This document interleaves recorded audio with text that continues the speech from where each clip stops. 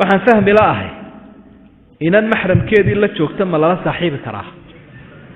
sideebay u taalaataas maxramku se muxuu ahaa haddii la saaxiibayo inantiisa xaguu ka socdaa isagu saaxiibtinimase nin iyo gabadh ajnabiya ma dhex mari kartaa su-aashu se siday u socotaa intaasoo su-aalaaba dee anna waan soo celiye ka jawaaba nin iyo gabadhi way saaxiibi karaan ha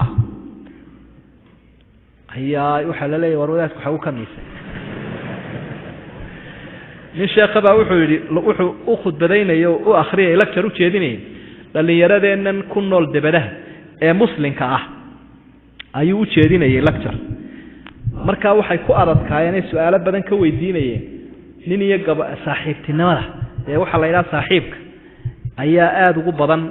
wadamada gaalada kaasay aada ugu celcelinayaan markaasuu caawo waxaan idiin hayaa saaxiibtinimadii oo shareecadu banaysay markaasay yidhaahaya waa warbaa soo kordhay wax wanaagsan baad caawo sheegtay waaye noo sheeg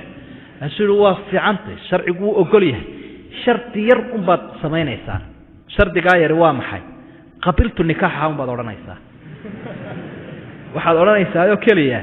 heblaayo guurkeedii waan aqbalay waalidkeeda intaad u tagtun baad leedahay ii guuri kadibna wuxuu koray waan ku guuriyay adiguna wuxuunaad leedahay guurkeeda waan aqbalay kelmadaasoo keliya baad odhanaysaa saaxiibtinimada way banaanta iskala saaxiib jaamacadda markaad dhiganaysaan iyo iskuulka markaad dhiganaysaan iyo guriga markaad joogtaanba markaasay yidhaha that is easy ma intaasoo keliyaaba oo shardigaa yarun baa ku xidhan ha kaasi haddaa uu fudud yahay si yar buu sheekhi u liqsiiyey kaniinkii khayrka lahaa marka gabadh waad la saaxiibi kartaa maxramkeedu uu la joogo markaad ka mehersato dee haddaanad ka mehersaninna dee maxaa iskiin ag dhigaya waa dab iyo gaase dab iyo gaas miyaa la isu dhaweeyaa soo isku qarxi maayaan dab iyo gaas haddii la isu dhaweeyo nin iyo gabadh kale ajinabiyahoon isu mehersanayn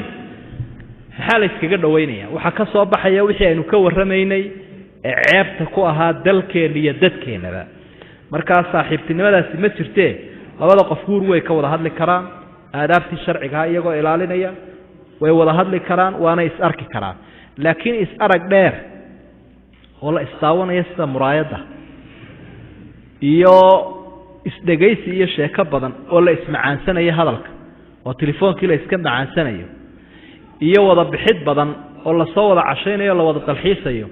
waxaas xagga shareecadda xaaraan weeye xalaal maaha saa daraaddeed